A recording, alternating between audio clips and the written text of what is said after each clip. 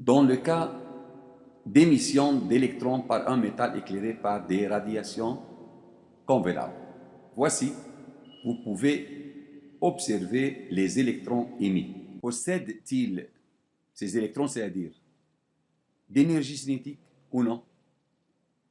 Bien sûr, à cause de leur mouvement, chaque électron possède une énergie cinétique égale à 1 demi-m masse de l'électron fois v carré vitesse de l'électron au carré. Toujours.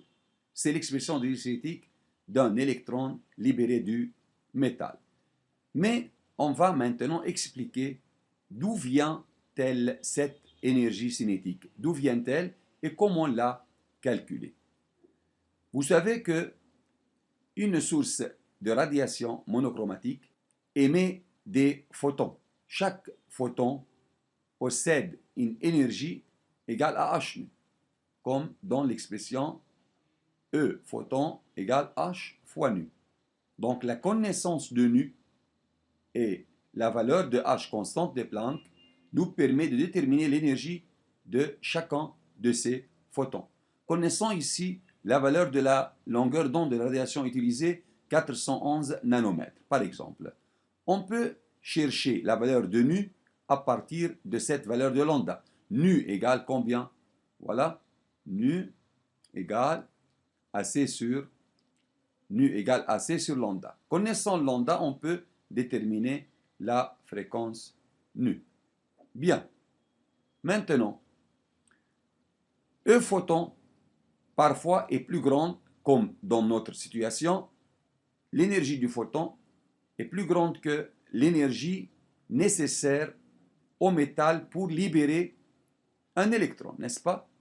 Donc, lorsque E photon est plus grande que l'énergie Ws, appelée Ws déjà, travail d'extraction, cette différence non nulle est une différence entre deux grandeurs énergétiques. Énergie moins énergie égale énergie.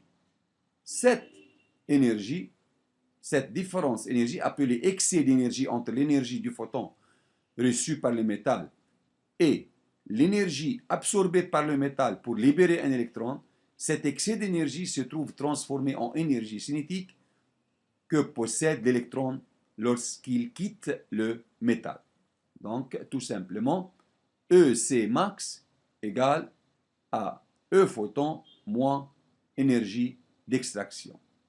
Cette expression nous permet donc de calculer l'énergie cinétique de l'électron libéré qu'on l'appelle EC maximal.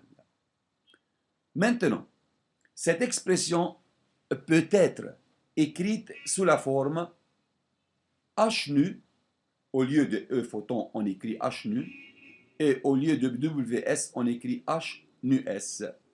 C'est pourquoi on peut maintenant discuter cette expression pour revenir à expliquer la condition d'émission photoélectrique. La condition d'émission photoélectrique est que la fréquence de la radiation utilisée doit être plus grande que la fréquence seuil. Doit être plus grande. Ici, on a un défaut. Il faut le corriger. Voilà, plus grande. Donc, dans le cas où la fréquence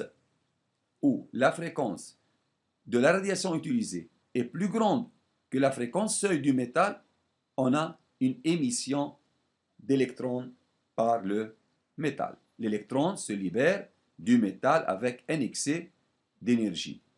Pourquoi donc on a cette condition? Car EC toujours positif, n'est-ce pas?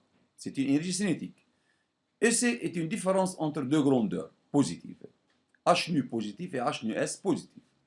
Donc, lorsque nu est plus petite que nu S, dans ce cas, cette différence est négative. Et ceci est impossible. On n'a pas donc un effet photoélectrique, c'est-à-dire on n'a pas émission d'électrons par le métal, dans ce cas-là.